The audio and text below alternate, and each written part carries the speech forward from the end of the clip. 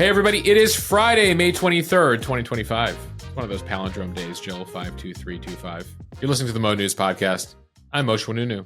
And I am Jill Wagner. This is the place where we bring you just the facts. And we read all the news and read between the lines so you don't have to as we head into a holiday weekend here in the U.S. That's right. It is the unofficial start of summer, although here in New York anyway, it feels like winter. I mean, maybe not winter, but it is cold. It feels like fall. I mean, I don't know, Jill. It was like low 50s, rainy, windy. I was like, what month is this?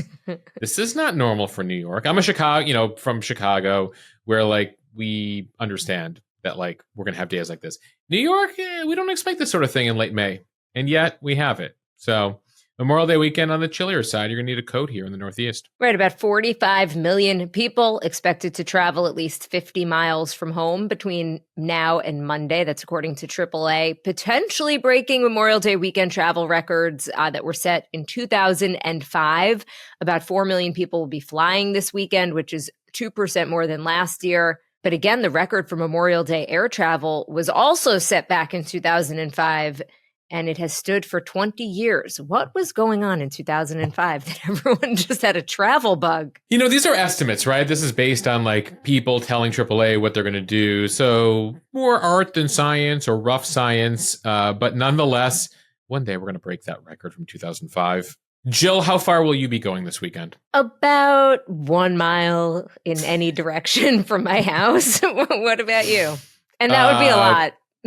We'll see. It's sort of like, my birthday was Wednesday, so we'll do something birthday oriented. And I was like, I want to get outside the city. So we will be getting in the car this weekend, but like more of a day trip, I think. So more than a couple miles, probably like 15 or 20 miles, Jill. That's my plan right now. And as we'd like to say, somewhat ironically here on the podcast, if you are traveling, pack your patience. Pack your patience, everyone. Some of you know, the long-timers know, that this is a local news thing that like we never quite have understood. We're like, look out. This is our heads up to all of you when you listen to the radio or watch local news. Someone this weekend will say, pack your patience, even though you can't literally pack your patience. And it's super annoying, but we say it ironically here on the pod, especially if you're flying out of Newark Airport. Yes, it is TV speak. Meaning it is something only TV people say that nobody would ever say in their real life. Like the blaze. Like, right. Like what happened with the blaze? Like like a fire. But like in TV speak, we're like the blaze, destroyed 3 buildings. Area hospitals. Area residents. We could just say residents and hospitals. We get it. They live in the area. Area residents. What other pet peeves do we have in local news speak or in national news speak? Juveniles. Assailants. Did they catch the assailant? No one ever asked except on television. Few of the terms, it's so bizarre in TV. You start to like use these words and you're like, nobody uses them in real life. Oh, in New York, the New York Post loves to refer to subway riders as strap hangers because like there were straps at one point on the subway like decades ago. And still like it's always like the second reference where they're like the strap hangers. And there's no strap hangers, but anyway, that's like a New York local thing. And they also like to refer to the mayor as His Honor. I like that, though. You like the His Honor? I do. In general, I am a fan of just like the Post and these local rags, as they're called. I still like them, the more tabloid. Oh, I love the newspaper. I just don't like some of the lingo. My pet peeve is like some of the terms that they use. We should probably get to the news, though, Jill, because like Memorial Day weekend's almost over. By the way, everyone's at their destination already. Yeah, they're like, all right, that was great, guys. Like, I didn't get any news from your podcast. And a lot of news, actually. So the headlines now, the 30-year-old suspect has now been charged with murder in killing 2 Israeli embassy aides in Washington, D.C. What we know about him, the victims, and this tragic crime. Also in D.C., after weeks of arm twisting, President Trump's sweeping budget package passes the House. But what kind of roadblocks could it face in the Senate? It's the Senate. There are many. The Trump administration blocking Harvard from enrolling international students who make up nearly 30% of the student body. Big move here in the growing fight between Harvard and the White House. A huge Supreme Court case that we were watching ends in a deadlocked decision, which ultimately blocks the creation of the first religious public school. 4-4 tie, the Supreme Court goes to the lower court. The takeaways from a MAHA report, Make America Healthy Again. NOAA is out with its predictions for this year's hurricane season. How many named storms should we expect? Will we hit Hurricane Moshe? I don't know. There is never going to be a Hurricane Moshe. I'd prefer, it's one of the things where like I actually prefer my name because of that. Like there will never be a Hurricane Moshe. There could be a Hurricane Jill though. As my husband would say, it's every day Hurricane Jill. In lighter news, the top 10 U.S. beaches for 2025, according to Dr. Beach. And Moshe, in a bit of a surprise, the top beach is in New York. Yeah, look at New York. Beat out Florida, Hawaii, California there on the beach list. Plus, it is Friday. Cheers to the freaking weekend, what we are watching, reading, and eating. Barbecue. All right, starting with the fatal shooting of 2 Israeli embassy employees outside a Jewish museum in Washington, D.C. Wednesday night in what officials are calling a targeted anti-Semitic terror attack. The victims are a young couple, Yaron Lashinsky and Sarah Lynn Milgram. They were set to be engaged next week. They were attending an event hosted by the American Jewish Committee for Young Diplomats and Jewish Professionals. Organizers say the event was aimed at building bridges and, among other things, coordinating humanitarian aid to Palestinians in Gaza. The D.C. police chief said before the shooting, the suspect was observed pacing back and forth outside of the museum. He then approached 4 people who were leaving the event and opened fire using a handgun. He shot the 2 victims at point-blank range. Authorities believe the suspect, 30-year-old Elias Rodriguez of Chicago, targeted the event. They also believe that he acted alone, but are still investigating. In the chaos after the shooting, event attendees said Rodriguez stayed at the scene, and then he actually walked into the museum where other attendees thought that he was a bystander, and they tried to make sure that he was okay. Take a listen to somebody who was at that event. Unbeknownst to all of us, we didn't realize that he was a shooter at this time. People were checking in on him. Are you okay? Were you shot? We thought he was a bystander in what we thought was larger DC crime. People brought him water, making sure that he was okay. Soon after, Rodriguez pulled out a Palestinian keffiyeh, a traditional checkered scarf, and approached the officers and told them he did it. As police led him away in handcuffs, video shows Rodriguez chanting, "Free, free Palestine." He told police he did it for Gaza. Police are also looking at a purported manifesto that he posted online Wednesday night, defending using armed action to protest what he called the genocide being carried out against Palestinians in Gaza. The statement was posted on the social media platform X at exactly 10 p.m. local time, which was about an hour after the shooting. It was signed by Rodriguez, which is the name of the suspect. It could have been a scheduled post, or perhaps it was posted by somebody else. Its accuracy still not verified. On Thursday, Rodriguez appeared before a judge. He waived his rights to a detention hearing. He is charged with murder of foreign officials, 2 counts of first-degree murder, amongst other charges. At this point, notably, Moshe, no federal hate crime charges, but the interim U.S. Attorney for Washington, D.C., Jeanine Pirro, says this is just the beginning of the investigation. She says they're going to continue to look at this as a hate crime and act of terrorism. Take a listen. This is a horrific crime, and these crimes are not going to be tolerated by me and by this office. Yeah, there have been a lot of statements by federal officials. The Attorney General, Pam Bondi, has spoken out. The president put out a note late on Wednesday night, also called the Israeli ambassador to the U.S. To ensure he knew that he would do everything that within his power to deal with this crime, but also fight anti-Semitism writ large. We watched the press conference on Thursday afternoon that included federal officials, including Pirro. She said this is a death penalty eligible case, but too early to say whether they will seek the death penalty in this case. Still a lot of questions here, but it is notable that he effectively just walked into the museum, was sort of hanging out with people, claiming he needed water, and then pulls out the keffiyeh and he's like, hey, free Palestine, and effectively admits what he did, points to where he hid the gun or threw the gun outside the facility. The FBI says he was not on their radar screen. Notably, the event actually did take place just a couple blocks from D.C. police headquarters. It's in downtown D.C., Jill. It's right across the street from the FBI Washington field office as well. And apparently they had some security at this event. But remember, this shooting took place outside the event. So it's not clear what sort of security perimeter, if at all, they had created there. D.C. police said that this was a pretty small event, so they didn't have squad car or folks stationed out there. That's something we've become very accustomed to in New York. Any Jewish event, from preschools to daycare facilities to synagogues, to anytime there's really a group of Jews, more than a handful of Jews together at some event in New York, there's typically NYPD there these days, just given the nature of the threats. Now, one thing we have learned about Rodriguez is that it appears he flew with his firearm from Chicago to D.C.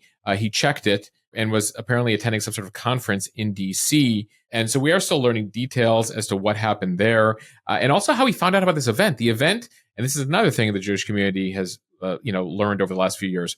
In many cases, we don't list locations for events online anymore. We only give them to people who register for the events. So they're trying to figure out whether he registered or how he found out about the event. Moshe, I'm glad you mentioned that, because especially since October 7th, there has been such an increased presence of security. I was at an event recently at my synagogue, and it was about 7 layers of security that you had to go through. But I guess the scary thing here is that this shows that if somebody really has the will to do this, it could be hard to stop them. He was just waiting outside. Well, especially like outside events is how far do you create the perimeter at those types of events?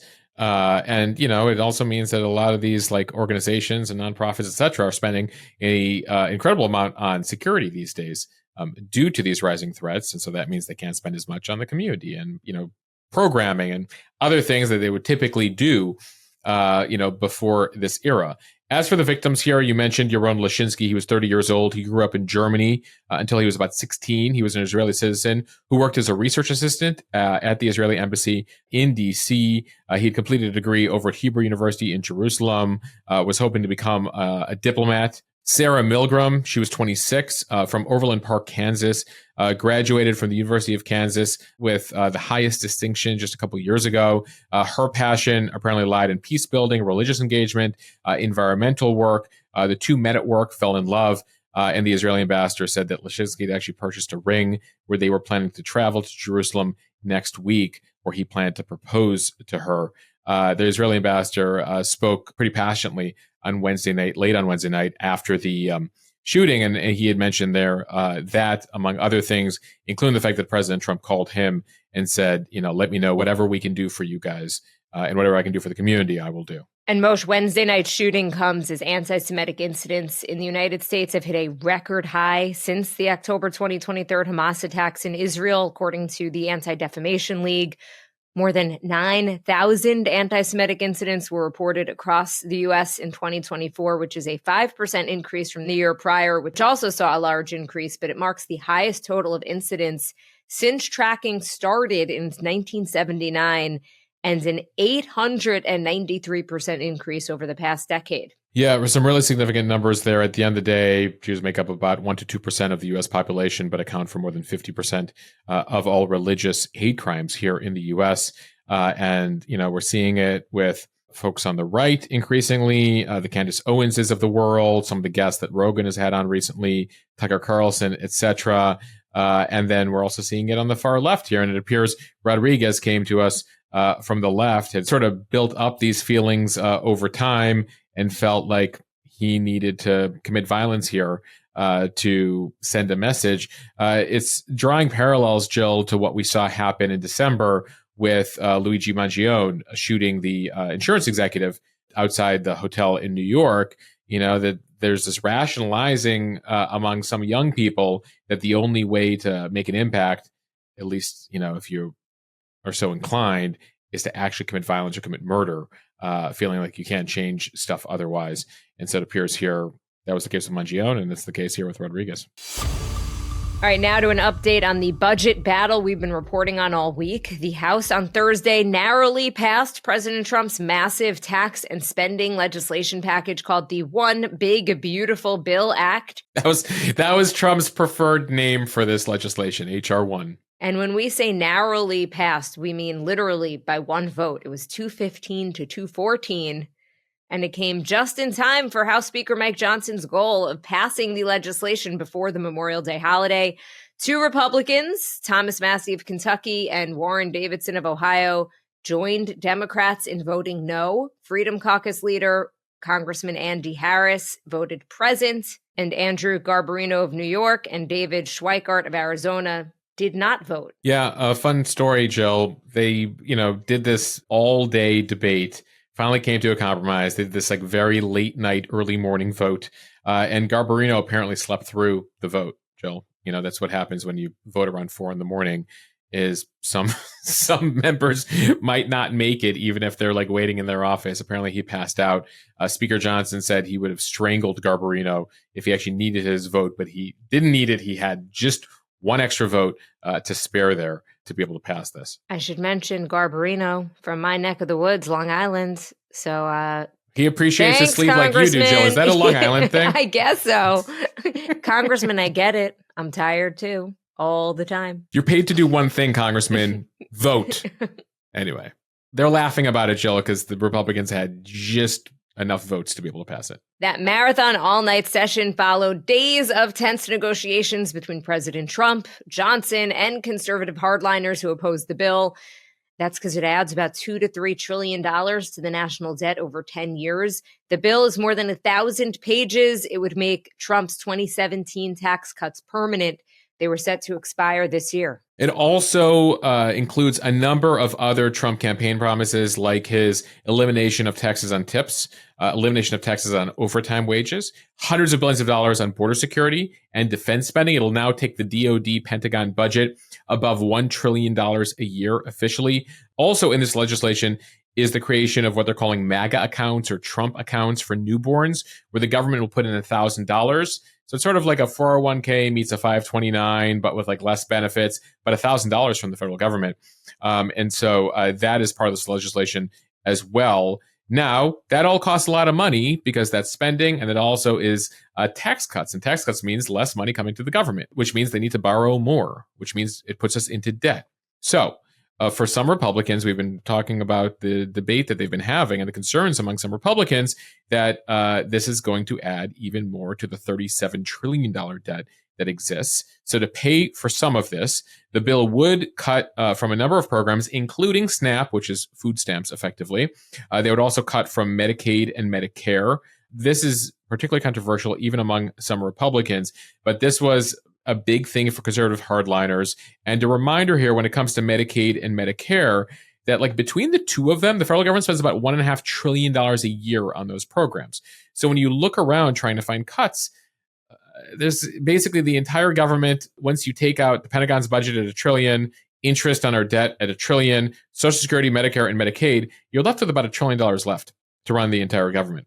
Well, Medicare and Medicaid are huge programs, and so they have some cuts here because the two of them account for about a quarter to a third of the federal budget here. So they're going to be creating some new work requirements and volunteering requirements for Medicaid recipients that would kick in starting at the end of 2026. That's a concern because some people on Medicaid just are not capable of that. So there's a lot of concern among Democrats and again from Republicans. There's a lot of Medicaid recipients who are Republicans in Republican districts that this will be bad for them. Medicare cuts in the number of about $500 billion over the next decade. But this is going to go to the U.S. Senate. And in the Senate, we can expect a lot of changes. In the Senate, Republicans only have a 3-seat majority. And a number of Republicans say, I don't think this is the right bill. And I want to see some changes here. So Rand Paul of Kentucky, Republican over there, he doesn't want to see a debt ceiling hike. Josh Hawley of Missouri, Republican, he doesn't like the Medicaid cuts. Ron Johnson of Wisconsin says, I know everybody wants to go to Disney World, but we can't just afford it. And so he wants to see more cuts there. So you can expect a lot of changes there. And so they will do their own changes and likely pass their own version of the bill, which means it'll then go back to the House. And so they'll have to have this debate all over again at the House.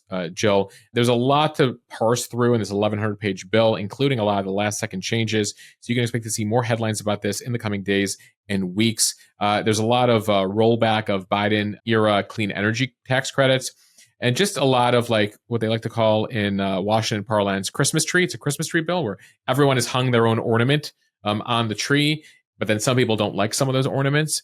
And so ultimately the Senate will be looking at all the ornaments and changing it around and then sending it back over to the House. So this debate is not over anytime soon. All right, time for the speed read from CNBC. The Trump administration on Thursday blocked the ability of Harvard University to enroll future international students and to retain its existing enrolled foreign students. Department of Homeland Security Secretary Kristi Noem ordered DHS staff to revoke Harvard's Student and Exchange Visitor Program certification, so that lets colleges enroll foreign students. Noem, in a statement, said, "Let this serve as a warning to all universities and academic institutions across the country." DHS says, in addition to barring enrollment of future international students, existing foreign students must transfer or lose their legal status. DHS said the revocation was the result of pro-terrorist conduct. So not surprisingly, Harvard says this is not lawful and we will sue, like we've been suing on other matters here. Just to give you a sense of impact here, as of a recent fall semester, international students comprised 1 in 4 students on Harvard's campus, about 27% of their total enrollment. That is about 7,000 international students. That's a big deal at Harvard because typically international students tend to pay a large share of the cost, if not the entire tuition bill. And so ultimately here, this is a huge revenue stream, among other things, for Harvard. So this is the administration really trying to hit Harvard where it hurts. They have a number of demands they've made of Harvard, which Harvard is like, no way, including details on students, a whole trove of information they're looking for on visa holders. They're accusing Harvard of creating a hostile environment for Jewish students. They say that there's a whole bunch of criteria they're looking for, including a lot of information. They want oversight over certain matters at Harvard.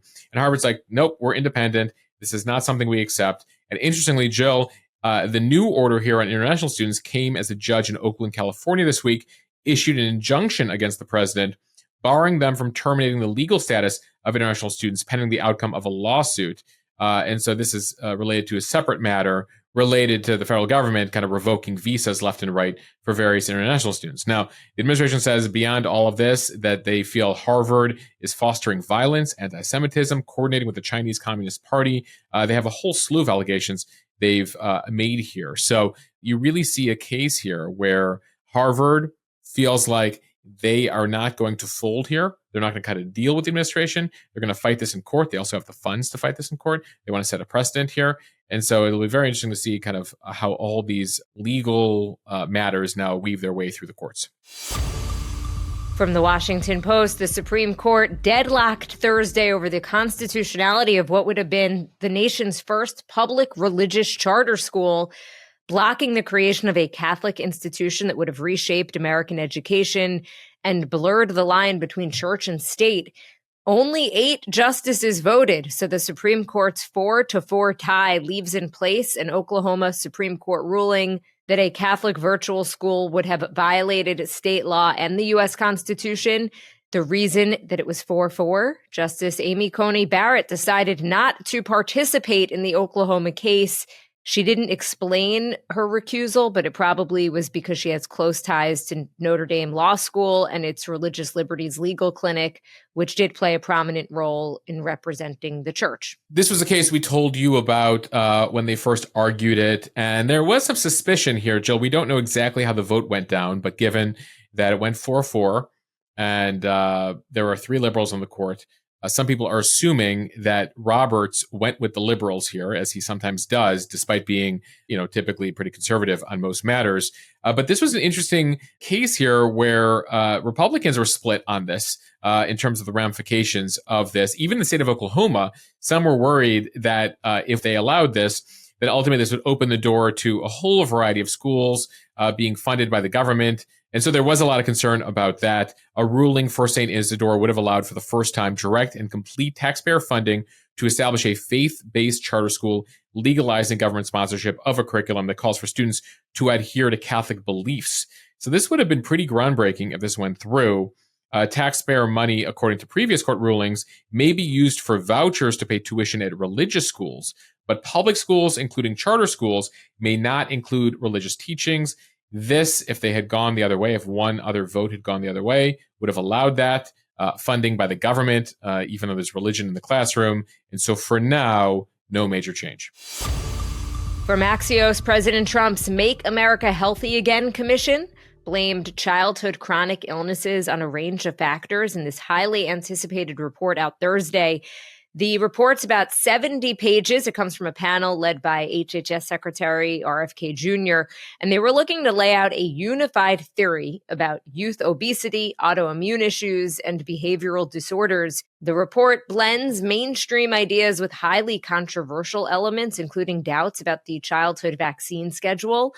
It also covers ultra-processed foods, chemical exposure, over-medicalization, corporate influence in medicine, and more. Right. So it identifies 4 major drivers of chronic illness: that poor diet, chemicals, chronic stress, lack of physical activity, over medicalization. It really is in line with a lot of the things we've been hearing from Kendi for a while that have really animated the alliance of MAHA folks and people who support MAHA.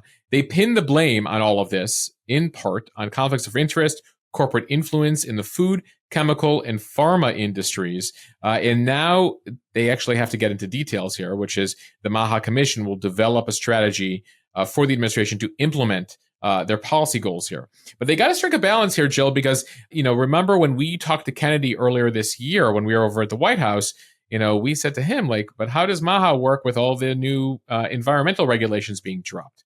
And the fact that you don't have control over the agriculture department, what's actually in the food. And he's like, the president told me to stay in my lane here. And so, that means how does he deal with pesticides and agricultural chemicals and what's in the food when you do have Brooke Rollins, who's the Secretary of Agriculture, and others who are the food supply is fine. The food supply is safe. And so he is at crossroads and in conflict in some cases with other folks in the administration. It led the NIH head, the new NIH head, Jay Bhattacharya, to say this is not an attack on American farmers or the industry. And so it is very interesting here because in order to actually implement changes, he's going to have to do it across the board with other departments, potentially get new laws passed through Congress. So there's a lot of rhetoric here, a lot of headlines, but ultimately real change will happen if they actually pass some new policies. But that's going to require coordination and a fight with some of these industries. And by the way, when we talk about these industries, the food industry, the chemical industry, the farm industry, those are big industries. They got big budgets, they got a lot of lobbyists, and so that'll be a big fight. From USA Today, the Atlantic hurricane season is almost here, and officials from NOAA say to prepare for danger now as they release a forecast that predicts a 60% chance of an above-average season. Specifically, NOAA is forecasting a range of 13 to 19 total named storms. That means there's winds of 39 miles per hour or higher. Of those, they think 6 to 10 will become hurricanes. That means 74 mile per hour winds or higher. And 3 to 5 will become major hurricanes. That's category 3, 4, or 5, with winds of 111 miles per hour or higher. A typical year averages about 14 tropical storms, 7 of which will spin into hurricanes. That's based on weather records that date from 1991 to 2020. So last year, 18 named storms formed, including Hurricanes Helene, Milton. It was a very challenging year, Jill, more than 400 fatalities. It was the deadliest hurricane season since 2005. And so the hurricane season now officially begins June 1st. It continues through November 30th. The first storm name will be Andrea. So just FYI, if you're an Andrea, let's just pray that one goes out to sea for the sake of your name. Jill, that's followed by Barry, Chantal, Dexter, Aaron, Fernand, Gabrielle, Umberto, Imelda, Jerry, Karen. There will be a Karen in this year's hurricane season. Sorry, Karens, you guys get hit left and right. If Karen is a horrible hurricane, I feel for the Karens. I do. So we got Karen, Lorenzo, Melissa. My mother-in-law is Melissa. So let's hope the hurricane, we don't even get to Hurricane Melissa. Nestor, Olga, Pablo, Rebecca with a K, Sebastian, Tanya, Van, and Wendy.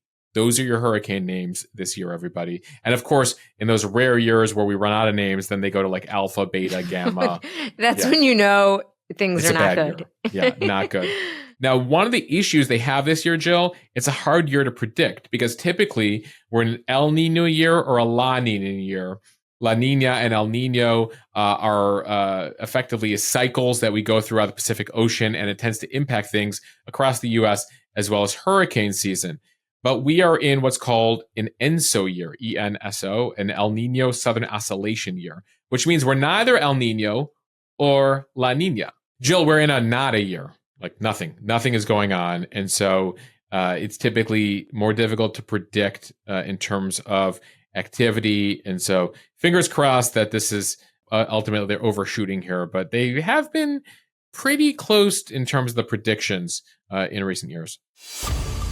From CNN, Dr. Beach is out with his annual ranking of the nation's best beaches. I've never heard of Dr. Beach until you put this story in the podcast. Like, do you pay attention to Dr. Beach? Yeah, it's like a You TV do? thing. Yes. Oh, okay. I've never heard of Dr. Beach, and I feel like I should know these things. Dr. Beach? Because Like you're today, not a I local learned. news person. I feel Okay. like Oh, it's so a Dr. very, Beach is like a thing. I feel Okay. like Dr. Beach is I went straight to national news where we never covered Dr. Beach. And the joke is that his name is actually Stephen Leatherman, which I guess is appropriate. He's a coastal scientist at Florida International University in Miami. If you're Dr. Beach, yeah, you spend a lot of time in the sun, Leatherman, that sort of works. But there's the science here, Mo. She has been evaluating beaches since 1991, and he actually has a 50-factor checklist, and it includes the presence of algae, the prevalence of riptides, the cleanliness of the beach, plus air and water temperatures.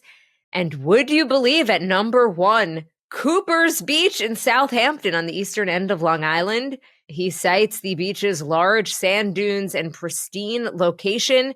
The beach is located in the swanky Hamptons. It ranked number 2 last year behind Hawaii's Duke Kahanamoku Beach on Oahu. But even Dr. Beach admits the problem with Cooper's Beach is the traffic and also the high cost of parking. But he's still giving it his number 1 spot. Dr. Beach, controversial move. Hamptons, number 1 beach. Also, interestingly, Jill, there's a second Hamptons beach, main beach of East Hampton is at number 5. But in between then, you got Southampton, you got the Cooper's Beach at number 1, then Wailea Beach in Maui at number 2, Poipu Beach in Kauai at number 3, Delnor Wiggins Pass State Park in Naples at number 4, then the aforementioned East Hampton Beach at number 5, Kiowa Island, Beachwalker Park, that's number 6. Panama City, Florida comes in at number 7 with St. Andrews State Park. Then we hit a couple more beaches in Hawaii, including Lanikai Beach in Oahu. And then at number 10, Coast Guard Beach in Cape Cod. So, very eclectic group here, Jill, ranging from Hawaii to Massachusetts in Dr. Beach's top 10. As for how he makes his decisions, he says like the beach at Cape Cod he likes because there's this picturesque old Coast Guard station that still sits atop the glacial bluffs. Then down to Delnor Wiggins Pass State Park down there in Naples. He made a note of some of the animals you see there, including manatees and ospreys. So there's your list, but you could give a Google to Dr. Beach and see if you agree with his listings this year, Jill. All right, Moshe, it is Friday. Cheers to the freaking long weekend. Time for what we are watching, reading, and eating. What are you watching? Jill, game 2 of the Eastern Conference Finals takes place tonight. I don't know if you were watching. Well, it was way past your bedtime. But I watched though. You watched through overtime? I did. That was a game. Was Pacers Knicks on Wednesday night, and there were times where like the Knicks were so far ahead. I was like, oh, they're up like double digits with like 3 minutes to go. Like this is solid. And the Pacers made their comeback. The Pacers pulled off the victory, disappointing a lot of New York fans. So that's game 2 of the Eastern Conference Finals. Then you had Timberwolves, Oklahoma City Thunder kick off last night. So that'll continue with games this weekend as well. Jill, it's a big weekend for sports, of course. The Indy 500 takes place on Sunday. So some of you, I imagine, will be watching that as well. Jill, I also heard about the show The Landman on Paramount, about an oil man in the oil industry. Billy Bob Thornton, Taylor Sheridan, Demi Moore in that. That's over on Paramount. So I'm adding that to the list right now of shows I might try to binge. What are you watching? Well, first, I just love your surprise that I did stay up to watch the game, and it was definitely a late night. What have you done with Jill Wagner? Because that was past 11 p.m.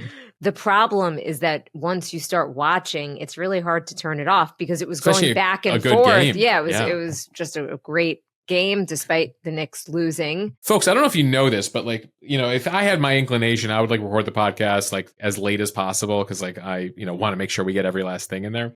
Jill starts to lose basic functionality after 8 p.m. and then especially after 9 p.m. We're both tired.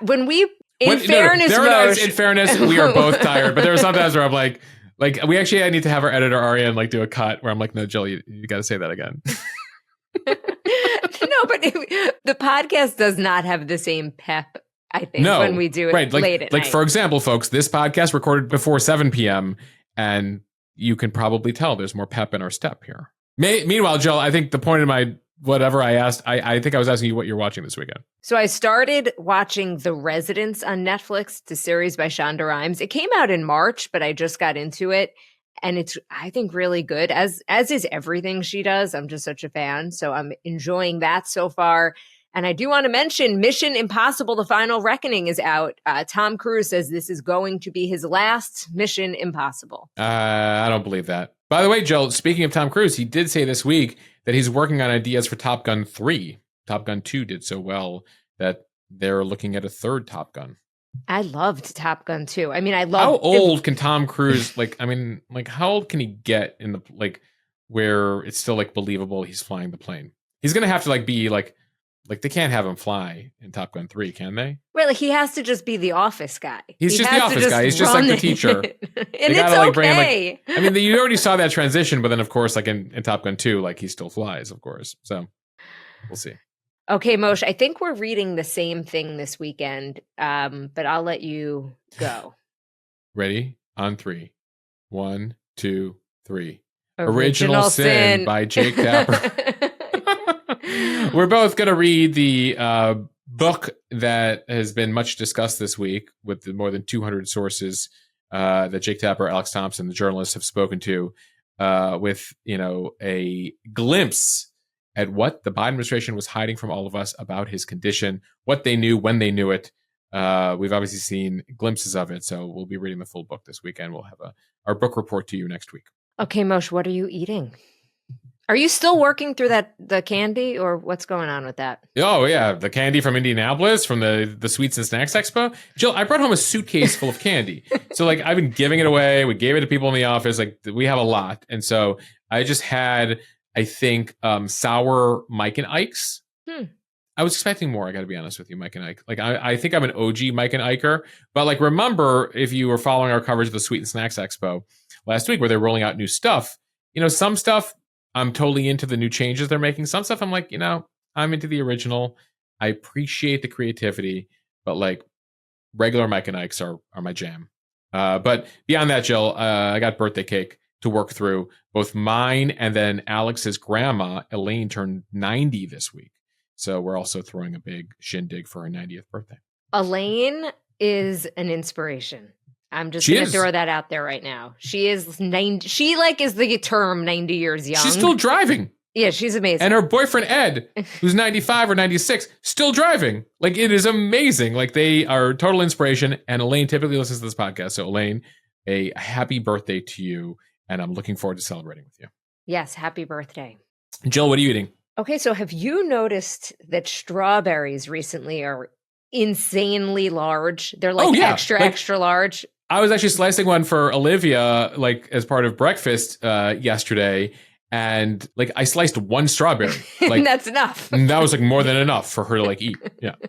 So apparently, because March and April were really bright and sunny, at least over in the UK where a lot of strawberries are grown, it was just this amazing harvest. And the strawberries also have a great flavor and a natural sweetness. So I'm going to be eating some strawberries. We got.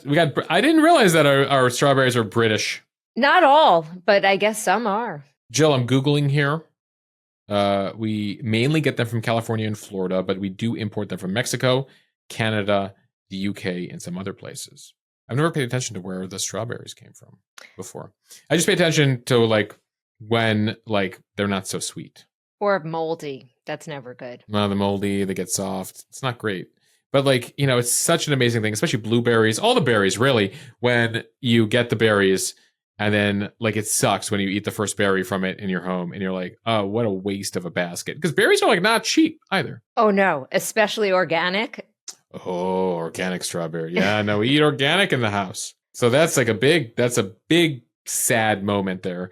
But trick, sometimes we go back to Whole Foods or Trader Joe's or whatever with the fruit and we're this sucked, and they're go get another one.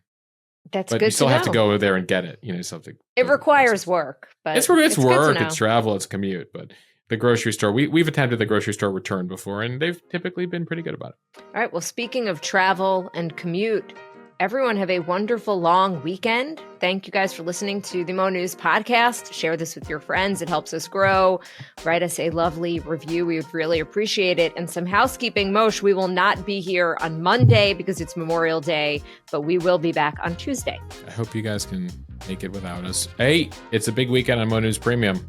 I'll keep the coverage going on Mo News Premium all weekend. Are you a premium member? If you're not, what are you waiting for? Mo.news/premium. Join the weekend party. We let our guard down over there, behind the scenes, more family content. It gets wild, guys. It gets crazy, folks. It's crazy. You don't know what you're missing. You have no idea what you're missing, but you'll learn very quickly once you join over at mo.news/premium. All right, bye, everyone. Thanks for listening to the Mo News podcast. Have a fantastic day. I hope you enjoyed.